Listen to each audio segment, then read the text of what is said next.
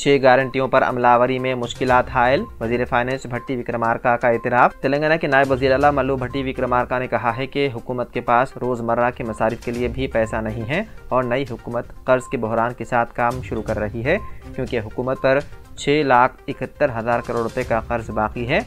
उन्होंने साबिक़ के BRS हुकूमत के दौरान मालियाती बोझ और मालियाती नज़्म व ज़ब्त पर रोशनी डाली थी। उन्होंने कहा था कि तेलंगाना, जो साल 2014 में बचत के बजट के हामिल रियासत थी, आज रोज़मर्रा के मसारिफ के लिए रिजर्व बैंक से कर्ज पर इन्हिसार कर रही है। 6 गारंटियों को रोबे अमल लाने के लिए दरकार रकूमात के मुख्तलिफ तखमीने लगाए गए। एक अलल हिसाब के मुताबिक हुकूमत को उन गारंटियों पर अमल करने 70,000 करोड़ रुपए दरकार होंगे। वहीं वज़ीर आला रेवंत रेड्डी का मानना है कि सरकारी रकूमात के गलत इस्तेमाल और करप्शन को ख़त्म करते हुए मसारिफ की पाबजाई की जा सकती है। वज़ीर आला को हुकूमत के मुख्तलिफ महकमों में साल 2024 में मखलूआ जायदादों को पुर करने के चैलेंज का भी सामना है।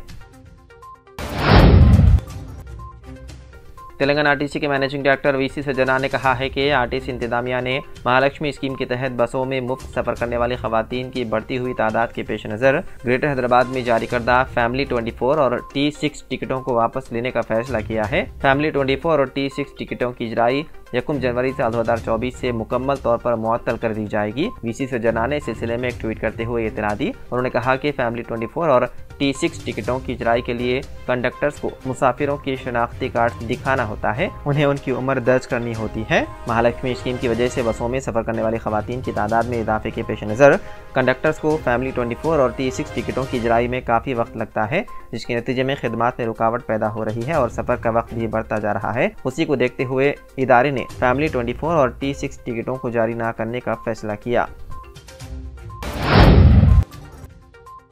तेलुगु फिल्मों के मशहूर अदाकार व आंध्र प्रदेश के हिंदूपुरम के रुकन असम्बली बालाकृष्णा ने आज हैदराबाद में वज़ीर आला रेवंत रेड्डी से सेक्रेटेरिएट में मुलाकात की। ज़राए के मुताबिक इस मुलाकात के मौके पर बालाकृष्णा ने उन्हें गुलदस्ता पेश किया और तेलंगाना के वज़ीर आला की हैसियत से ओहदा संभालने पर उनसे नेक ख्वाहिशात का इज़हार किया। बालाकृष्णा के साथ बिस्वा तारकमा कैंसर अस्पताल ट्रस्ट के अरकान और दीगर मौजूद थे।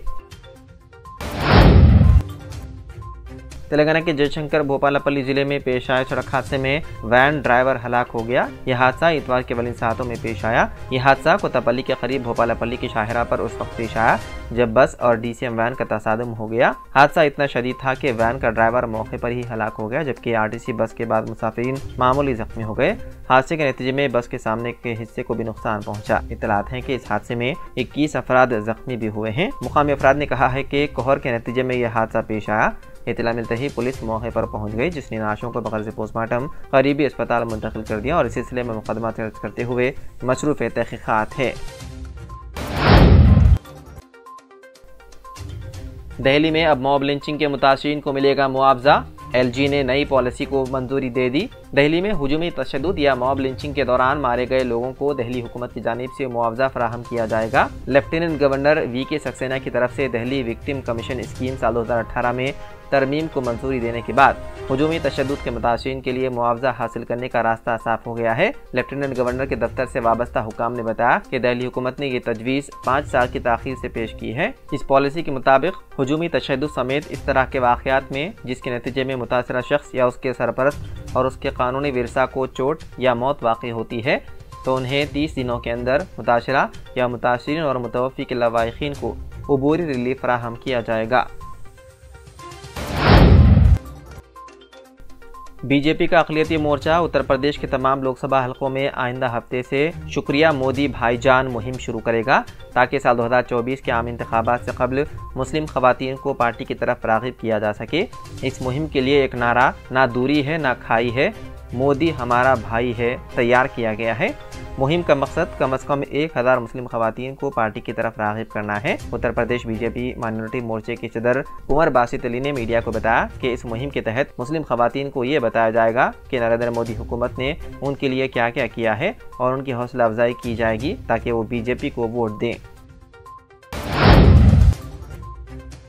उत्तर प्रदेश के कुशीनगर में चंद गुंडों ने 2 मुस्लिम नौजवानों को लाठियों से बुरी तरह मारा पीटा और लाते और घूंसे रसीद किए। एक नौजवान को मारपीट करने के बाद बरहना कर दिया गया और तालाब में खड़ा कर दिया गया। उन लोगों से मजहबी नारे भी लगवाए गए। मुलजिमीन ने इस वाक़े का वीडियो बनाकर उसे वायरल कर दिया। वीडियो में देखा जा सकता है कि हमलावर नौजवानों को मारपीट कर रहे हैं। एक नौजवान को घुटनों के पैर छूने पर भी मजबूर किया गया। इस दौरान मुताशरा नौजवानों को बरहना करके रात के सर्द मौसम में सीने तक पानी में खड़ा रहने पर मजबूर किया गया। इत्तलात के मुताबिक मुलजिमीन का ताल्लुक हिंदू युवा वाहिनी से है। हुकूमत उत्तर प्रदेश ने दावा किया है कि वो रियासत में जराइम के खात्मे के लिए काम कर रही है। पाकिस्तान में आइंदा साल फरवरी में होने वाले आम इंतखाबात में इमरान खान इलेक्शन से बाहर, वज़ीर आज़म की कुर्सी उनके हाथ से निकल गई। पाकिस्तान के साबिक वज़ीर आज़म और पाकिस्तान तहरीक इंसाफ के सरबराह इमरान खान की उम्मीदवारी इलेक्शन कमीशन ऑफ पाकिस्तान ने मुस्तरद कर दी। इमरान खान गुज़िश्ता अगस्त से जेल में हैं। उन पर कई मुकदमात के तहत मुकदमा चल रहा है। तब इलेक्शन कमीशन ने उन्हें 5 साल तक इलेक्शन लड़ने से रोक दिया था। PTI रहनुमाओं ने उम्मीदवारों के नाम मुस्तरद होने के बाद इलेक्शन कमीशन को तनकीद का निशाना बनाया। PTI के चेयरमैन खुर्रम शेर जमा ने इसका जिम्मेदार नवाज शरीफ को ठहराया। उन्होंने कहा कि इमरान खान के लाहौर और म्यांवाली से कागजात नामजदगी मंसूख हो चुके हैं, ताहम हम अदालत जाएंगे।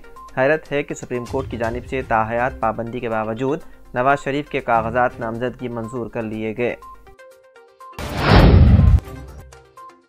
इसराइल के फ़िज़ाई हमले में मस्जिद अक़सा के साबिक़ मुबल्लिग़ और फ़लस्तीनी वज़ीर बराए मजहबी उमूर शेख यूसुफ सलामा शहीद हो गए। रिपोर्ट के मुताबिक गाज़ा के वस्ती इलाके में इसराइली बमबारी में फ़लस्तीन की एक अहम मजहबी शख्सियत और मुबल्लिग़ शेख यूसुफ सलामा शहीद हो गए। फ़लस्तीन अथॉरिटी और हमास की जानिब से इस खबर पर कोई तबसरा सामने नहीं आया। अगर ये खबर दुरुस्त साबित होती है तो 7 अक्टूबर से जारी इसराइल की वहशियाना बमबारी में होने वाले ये सबसे बड़ा और नाक़ाबिल तलाफ़ी नुकसान है।